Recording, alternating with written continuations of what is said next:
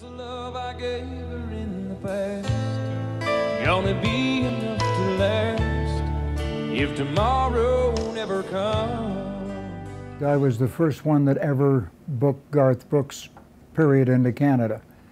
And it all came around because I had done a lot of work with his main agent, which was Joe Harris. And Joe, in every show that Garth started out with, he would always end up, sooner or later in the middle of the show, he'd say thanks to Joe Harris. And Joe Harris found every kind of act you ever imagined, and Willie Nelson, all these acts.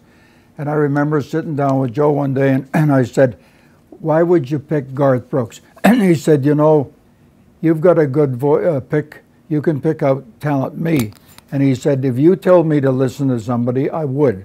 He said, a friend of mine said to me, you better come over here right now. He said, I got some kid sitting over here with a guitar, and he's by himself. And he said, I want you to listen to him. And he said, I was busy as could be, but he said, I turned around and I said, send him over. So he said he came in, and it was Garth, and he sat in my office, and he sat on a chair by himself, and he strummed. By the time he finished the third bar, everybody in the office was coming towards him. And he said, I got the same feeling when I found Elvis. And he said it was exactly the same kind of atmosphere that Elvis kicked into me, and he said, I signed him right on the spot. And he said, the rest is history.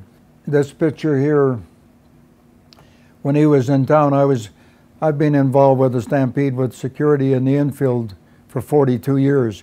And when he was in town for the concert, I got a message for him, Paul, you know, to come on over to the show, come and beat him.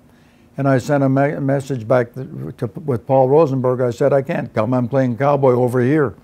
So he sent back this, and Paul said, I don't know. He said, I don't understand this. You know how many millions of people Garth Brooks meets every year? And he said, we had a meeting with him, and we were talking to him, and he talked for 25 minutes about you, and you bringing him to Calgary first.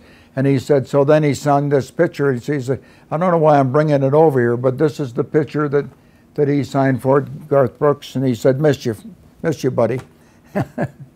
So it's sort of nice when something like that happens, because like I said, he does meet so many people, and you know, and to remember.